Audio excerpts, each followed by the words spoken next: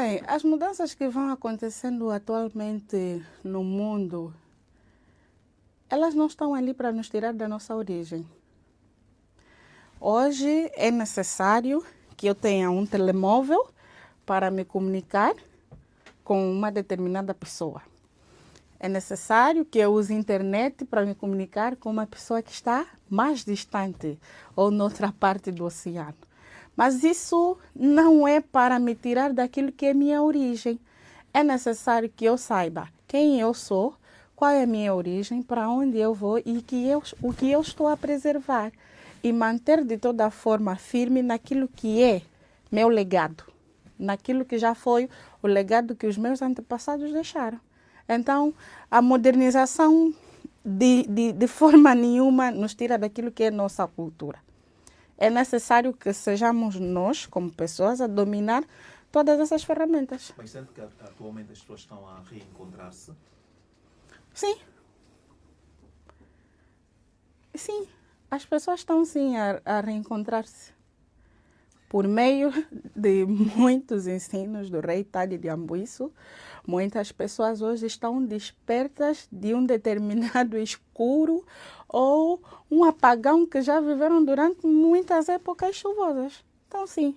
Mas por que muitas pessoas associam este reencontrar, esta questão da ancestralidade, com práticas não muito boas? Bom, a princípio, o nosso povo sofreu uma perca de memória por conta daquilo que foram os atos criminosos dos nossos pais, né? Dos nossos antepassados. E por conta de adotarem a práticas não boas, isso criou memória às pessoas e hoje, quando ouvem o assunto espiritualidade, pensam que é uma coisa maléfica, mas não. Então, é necessário que tudo que pode ser estranho, tudo que não compreendemos, é necessário que a pessoa pergunte. Nós temos um ditado ensinado pelo rei Tade de Amboíço, Iúvula Bacucamba, pergunta para que te seja explicado. Então, o que eu não conheço, eu não posso adotar aquilo a uma coisa maléfica. E muitas pessoas já começam a ter essa curiosidade de querer saber. Muitas pessoas estão a correr à escola de sabedoria Antu para aprender. Todos os dias a Escola de Sabedoria Antu recebe novos inscritos, todos os dias.